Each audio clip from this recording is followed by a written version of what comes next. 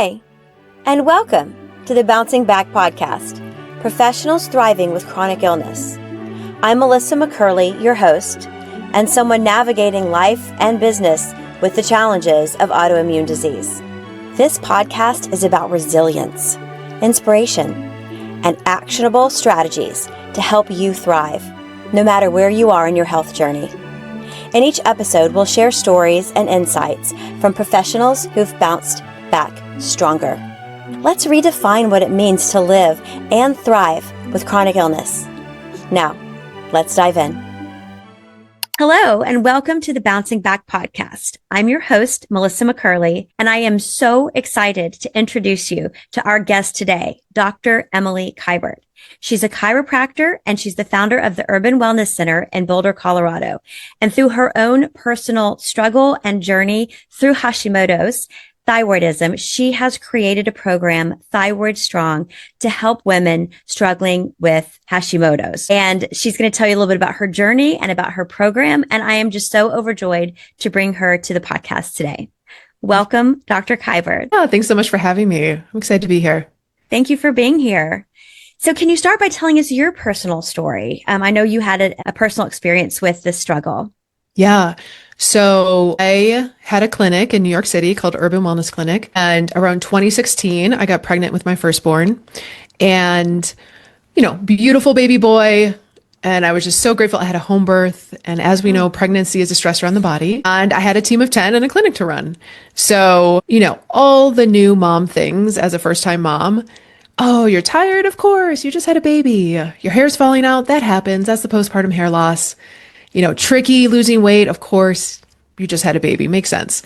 Well, 18 months postpartum, all the same things. I was closing the door at 2 p.m. to take a nap, and all my staff were like, what's the boss doing in there? And I would do double soul cycle classes, so 90 minutes of spinning 5 days a week. And I had probably 30 pounds that just would not come off. I wasn't overeating, so that common recommendation of, just move more, eat less to lose weight, it just wasn't working. And I had probably hit rock bottom, and I was like 18 months postpartum. I'm like, this cannot be the postpartum life. This cannot be how life goes on. And I started to go to my primary care, an endocrinologist, multiple functional medicine doctors until I landed on my current functional medicine doc, Dr. Gabrielle Lyon. And she's like, you have Hashimoto's. How come no one's checked your antibodies? I was like, I have no idea. Just get me feeling better. And through working with her, and now similar to the work that I do today, in functional medicine was, changing how I was eating, how I was sleeping, how I was working out. So I was like the cardio queen and really shifted to more, heavy weightlifting to maintain my muscle mass. And then looking at root causes. So blood sugar dysregulation. I had traveled in my 20s, so I had parasites galore from traveling to India and Nepal. And then I was also living in mold. So for those people who don't know, Hashimoto's has an autoimmune component and there's a hypothyroid, so an underactive thyroid component. And the autoimmune component, having antibodies elevated, you want to start to look at, okay, what is driving inflammation? And so through taking all those steps and luckily having caught it early, put my Hashimoto's into remission a year later. And so, I was taking thyroid meds. I don't take thyroid meds anymore. My labs look good, even through a second pregnancy, which is unusual because typically our thyroid will get thrown off when we go through pregnancy because it's such a stressor. And I noticed it I have energy through the day. When I tweak my calories and macros, weight can come off. I don't have joint pain. My hair is all there. So I feel very grateful to have advocated for myself and really been when everyone told me this is normal, new mom life, I was like, this does not feel normal. I feel like a dumpster fire. So that's a great analogy. I think when our bodies are normal, I heard, it's normal, it's menopause. Oh, it's insert whatever. And you're like, I feel like a dumpster fire. I don't think it's normal. I love that term. Yeah. And a lot of us, our new norm of being exhausted, of just our clothes just don't fit, become our new norm. And we forget what it feels like to feel good. And so when we do start feeling good, even if it's 10%, our body's like, wow, I forgot like what it feels like to be me. And so, I had a clinic with a team of 10. It was multidisciplinary. So chiropractic, physical therapy, podiatrist, acupuncture. And we also had a corporate wellness division of the clinic. So we'd go into hedge funds and law firms in New York City. Oh, that's amazing. We would bring in yoga, ergonomic assessments, nutrition talks. And then we had a movie division of the clinic where we would go on set for movies that were getting shot in New York City or in Queens. I'm also an actor. That's my background. I'm a screen actor. I'm a member of the Screen Actors Guild, and I love it. Yeah. So that's so cool. Okay. Yeah. I wish we had that. They didn't have that on anything I've been on yet. Yeah. So we'd go on set, like Adrian Brody, we treated Samuel L. Jackson, David Letterman. Super fun. It's super stressful on set. People think you have this like rock star life as a movie star, but it's long hours. It's emotionally grueling. It's physically grueling.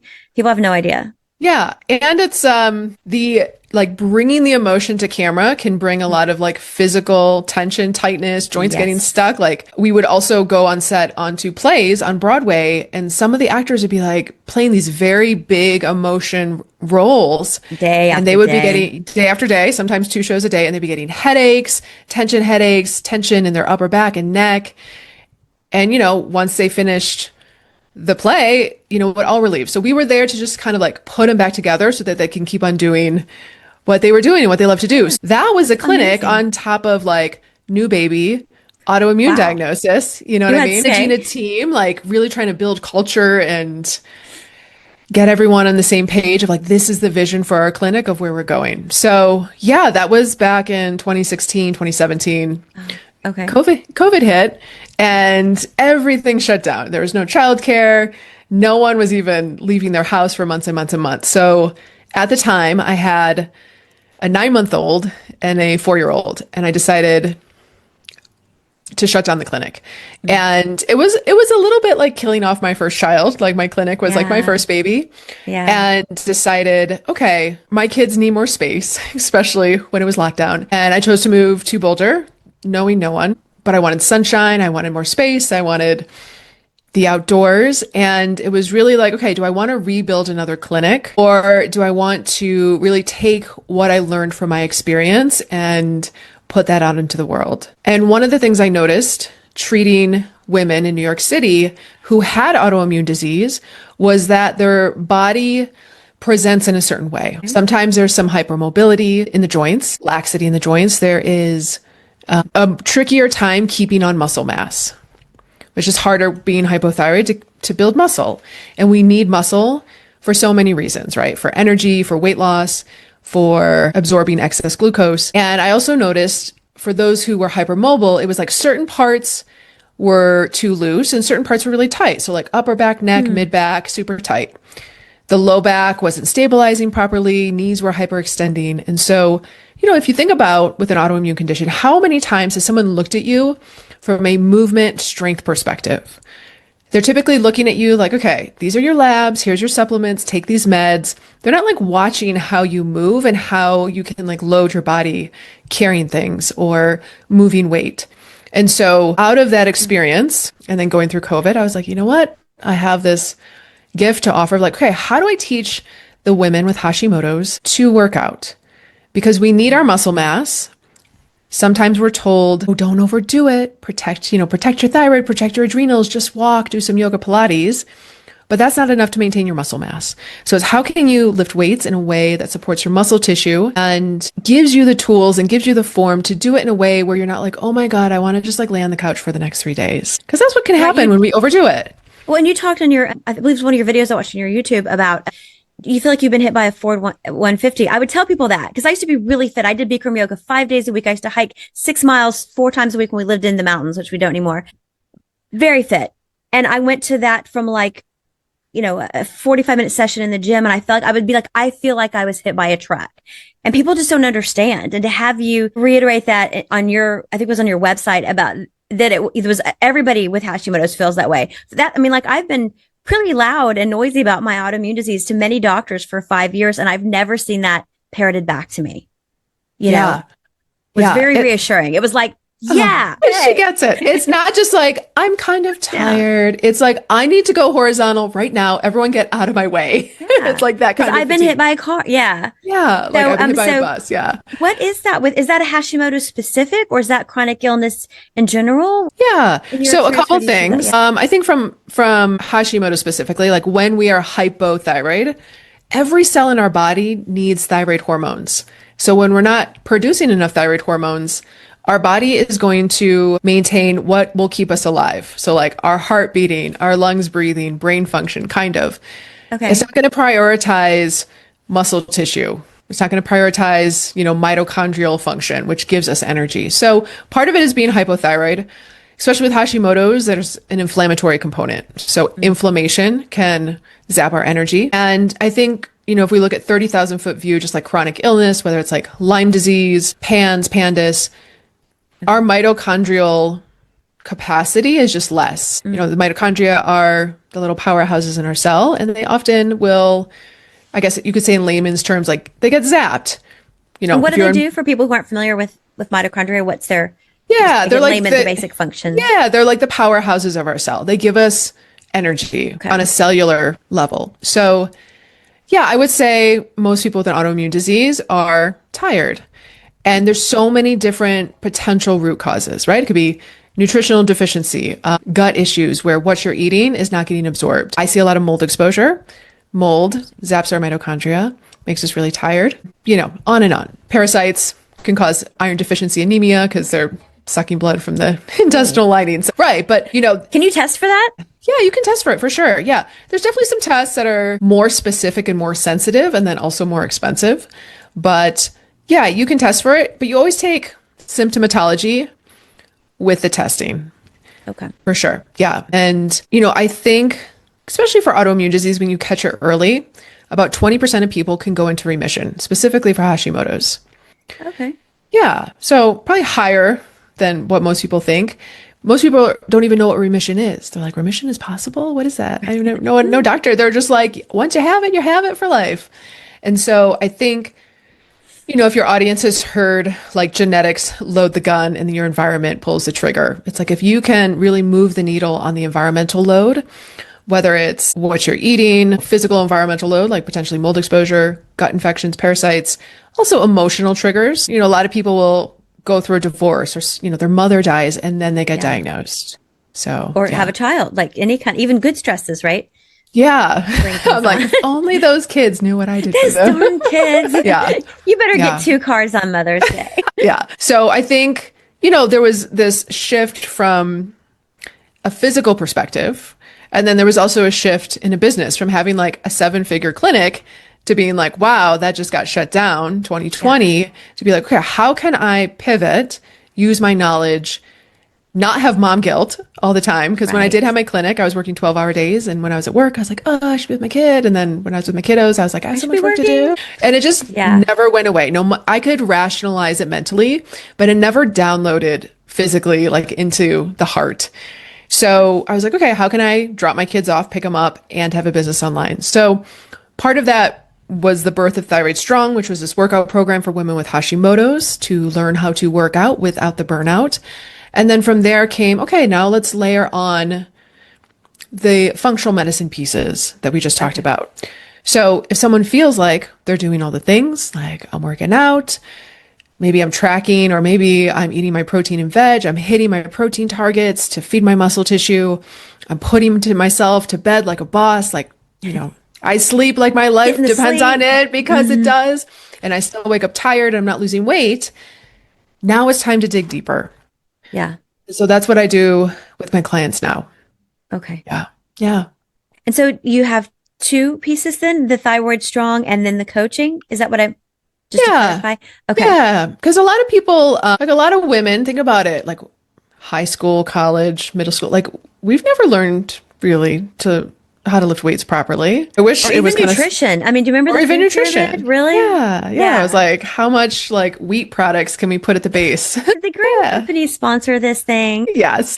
And so when I think about the women I've worked with, some of them are like, give me all the tests, give me all the supplements. And I'm like, you're only getting 2,000 steps a day.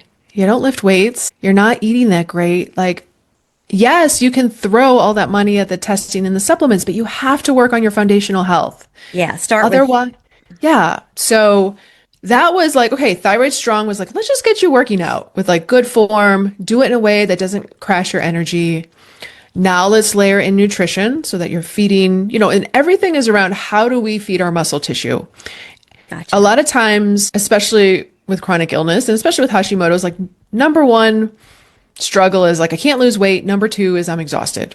And so if we give you your energy back, you can do anything with it, right? You could put that towards losing weight. You could build a new business, whatever you want. You can work more hours. You can afford more tools. Yeah, all the thing. And so I really love getting women their energy back. And I really frame weight loss around building your muscle tissue, because when we think of weight loss, or we think of like Weight Watchers or, whatever it may be, it's really from a place of deprivation. It's like eat less, move more, count your, your points if it's going to be Weight Watchers, or count your calories and macros. And it's like, how can I do less, but like push my body harder, do more movement to lose weight, to be in a caloric deficit. But if you reframe it as you are not over fat, you don't have too much fat, you're under muscled. And when you feed the muscle tissue, right, and this is from Dr. Gabrielle Lyon, and then her mentor, Dr. Donald Lehman, who's like one of the world's forefront protein researchers, it's the more muscle you have, and you feed that through weightlifting and dietary protein, the more metabolic flexibility you have. Right. So when you think about weight loss and it's like, oh, I had that cheat day and like, I just messed it all up, I just give up, right? But the more muscle tissue you have, you could have a cheat day and it's not going to be like, oh, I'm so bloated. And next morning I wake up and like I have a belly and I just put on 5 pounds. That glucose is going to get pushed into the muscle tissue. Gotcha. And so I like to reframe the weight conversation, like put on more muscle, have more metabolic flexibility. The more muscle you have, the more calories you burn at rest. And so now you're almost like taking up space versus like, okay, I'm trying to like make myself smaller by eating less. Focusing on the positive and the other things will fall away. If you focus on positive people, then negative Nancy's will kind of move on down the road. Like, see ya. It makes sense. Yeah. So I love that. So that's how I frame the conversation. And, What about food sensitivities? I know that's been a huge character in my play of dealing with autoimmune disease is, getting a lot of things out of my diet, a lot of things, categories of food. So a lot of sensitivity. Do you see that in a lot of your clients, and how do you work around that nutritionally? Because sometimes that can be limiting. Do you find that those resolve a bit when people start getting more metabolic health? Yeah, I find food sensitivities to be secondary to something else. So for example, let's say you have a sensitivity to high histamine foods. So avocados, bananas, oranges, and maybe it can kind of cause like a little bit of like itchy roof of the mouth or runny nose, or maybe your face gets a little red. Gotcha. So you cut those foods out and now you're decreasing your histamine load. Well, we always ask, it's a little bit of a Band-Aid, right? What's driving the histamine load? The root, is it, right? What's the root? What's the root? So I will at first have people do an elimination diet for 30 days with a reintroduction phase. But then we're looking at, okay, what's your gut health look like using stool testing? Do you have a parasite? Do you have mold exposure? So for example, when I had all those things, like I could not touch any food that was even a leftover. So for example, if a food's left out longer, it gets more air exposure, it has a higher histamine content. So for example, like a dry aged steak, high histamine, something, especially for those who are really sensitive, like eating leftovers is a higher histamine load. And I already had a high histamine load from living in mold, from having a bunch of parasites. And so once I addressed the parasites and I addressed the mold and wasn't getting exposed anymore, I can now eat the high histamine foods. Like I can eat an avocado and my whole mouth doesn't feel tingly. My tongue doesn't swell. So food sensitivities, I think an elimination diet is good, but it's like the first step. And so what is underneath it? Is there something, there's different gut infections or bacterial overgrowths that can cause a histamine response or can cause a food sensitivity. So if you address those root cause things, you can reintroduce foods. That makes perfect sense. Yeah. So can you share a success story or two with us? I love to hear things that empower us. Yeah. Okay. So a 64-year-old came to me Okay. and she was exhausted. She was sleeping. She was taking 2 naps a day. She was retired and she was waking up between 1 and 3 a.m. She was 209 pounds. So 64, 209 pounds. Her goal was not to lose weight. Her goal was to get her energy back. And she thought it was because she was stressed out because her husband had stage 4 prostate cancer. She's like, oh, I'm just stressed out. I'm like, well, let's just see. Like, yes, stress, if we look at everything holistically, is one of the things, but it's not the only thing. Right. And so we looked at her blood work and she had signs of anemia. And her doctor had been like, well, take this iron supplement. Let's see. Was not changing her blood work. Her CBC with a differential had elevated eosinophils, which could point towards allergies or parasites. I was like, okay, let's run a GI map, which is a stool test. It does pick up parasites. It's not the best. It didn't pick up parasites. It picked up some H. pylori, which is a bacteria in her gut, in her stomach. But there's it's called eosinophil activation protein, and that was elevated. I'm like, okay, here's number 2 pointing to a parasite. She's like, I really just think it's because I'm stressed. I'm like, maybe we have 5 months together. Maybe we have 2. I have no idea. But like, she would go and take a walk for 20 minutes and she'd need a nap. She was so tired. So then we used a more specific parasite test. And she had been to Africa, South Africa, 4 times in 12 years. So there was a history of travel. Okay. And this more specific parasite test gets sent to Africa University that does parasitology. And it picked up high load of whipworm and hookworm. And so we addressed that. She was already working out. She was already eating. She couldn't eat vegetables because they would make her bloat. And we addressed the parasite. She went from 209 to 175. Wow. As a 64-year-old, right? At 64, we're not thinking about losing, 35 pounds. Right. She slept through the night, 6 hours. She didn't wake up between 1 and 3 because parasites have kind of a feasting hour kind of in the middle of the night. She didn't take naps anymore. She could take a walk, not crash, and she could eat vegetables again. And she was so excited to eat vegetables without feeling like she was like 6 months pregnant. So for her, it was really digging into, okay, what is causing your anemia? What's causing you sleep disturbance, fatigue, brain fog, bloating? It could be so many things, but for her, she had picked up something in South Africa. It was all parasites. That's amazing. It was all parasites. Yeah. One thing could cause that many problems. Yeah. And it was like, if you rate it from like mild, moderate, severe, she had like severe, like very heavy load of those. And so, it's funny because we put her on a parasite cleanse. But I was also like, you know what, your load is pretty heavy. Why don't you also go at this from a conventional approach, get some medication? Yeah. I don't prescribe, but she went to her doctor and her doctor's like, well, okay, I'll give it to you. I haven't really done this before.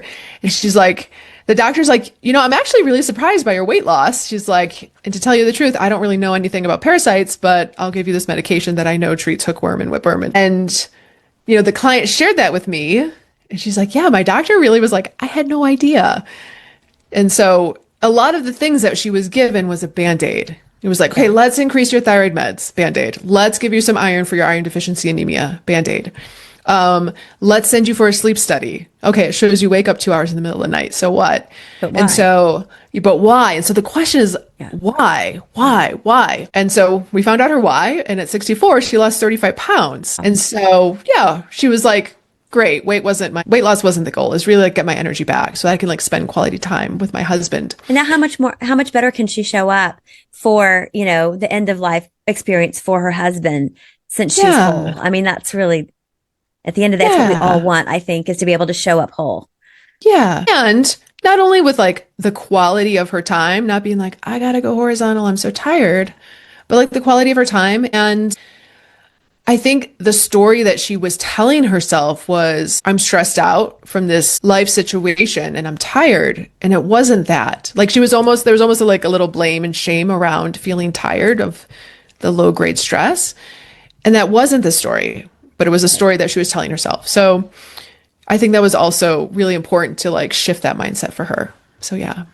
I think that's super important. That's one of the things that it's a theme that I hear with a lot of our viewers and my friends in the community of chronic illness is that sometimes you felt so bad for so long that you almost have to create a story that has it make sense for you to even survive, right? And sometimes that story, the box that you're living in, gets smaller and smaller and smaller, and even if you take a tiny step forward in the pantheon of what could be or what used to be, it's nothing. It's at least a step forward. And it's almost, I think it's a survival tool in some ways, but you don't realize that it may be a survival tool in the moment, but actually it's limiting your options, over a wider span of time. I see that a lot. And I'm always asking myself, what am I not seeing in this situation? Or, when we check in, well, what's possible that we aren't considering, Yeah. And it's not like, everyone's walking around being medically trained to be like, oh, a parasite, right? Maybe it's a parasite. But I think, I just had another client, she came back with a protozoa. She did 10 days of a antiparasitic medication. And on day 3, she's like, I can't believe how much my belly bloat has gone down. And I can't believe how much my brain fog has improved. I just thought that's how I was built. She just thought like genetically, I eat, I burp, I get bloated. I kind of like always have a belly. She had done keto for like 6 months and dropped weight, but she still had like a belly, which was really bloat. And that power of like, hey, this is just genetically how I am. This is how life is. And then to have that story change, like, oh, this is not how life is. Like it was just a parasite. And it's so empowering. And then it's like, you want to go scream it from the rooftops to everybody. Well, even with you, that your background's health, but you had been told that story about, well, you had a baby, this is what it is. And, you're busy. You don't really have time to dig into it. Philosophically, is this how it is? I don't know. You're like, okay, I've got a screaming kid over here and a business to run. And Yeah. And I was like, I guess this is motherhood. And, as a first time mother, you have no idea. You're just like, you didn't everything know is what so you didn't know. Yeah, exactly. Yeah. Well, where can people find you? Where can they learn more about your Thyroid Strong program? Yeah, I'm mainly on Instagram. It's thyroid.strong. I have a website, dremilykiberd.com. And I also have a podcast called Thyroid Strong. And I will put all these in the show notes so people can find you and follow you, which I already have. I recommend it. Love it. Follow all of our content. Do you have any parting words for maybe somebody who's really struggling in the day-to-day symptoms? They're kind of in that darker place where they're trying to make sense of it. What could you say to them or share with them to help expand their worldview a little bit moving forward? Yeah. I think only you get to live in your body and experience what you're feeling. And so if you feel like your doctor or your team isn't listening, know that like only you can really advocate for you. So like keep hunting, find someone where they're like, oh my God, they're listening. Oh, they have the tools to help me. Because I think a lot of women feel kind of disregarded by the medical system. Like, oh, it's in your head, or I can't tell you how many women have been told that. And it's like, okay, like next, like keep advocating for yourself, because there are providers that have done thousands and thousands and thousands of hours of extra training to help people with chronic illness. And no one really on 100% knows your experience, because only you get to live in your body. So might as well you be the advocate for your body that you get to live in. Awesome. I love that. Be your own advocate. Search out the things that work and the tools and people like Dr. Emily. Well, thank you so much. I appreciate you. That's our time. Thank you for tuning in to the Bouncing Back podcast. And we'll be back in 2 weeks with more stories of inspiration, strategy, and success. And until then, keep bouncing back. Thank you so much for joining me on this episode of the Bouncing Back podcast, Professionals Thriving with Chronic Illness. I hope you found inspiration and actionable takeaways to support you on your journey. If you enjoyed this episode, please subscribe, leave a review, and share it with someone who might need a little encouragement today. Remember, thriving with chronic illness is possible. You are stronger than you think. Until next time, take care and keep bouncing back.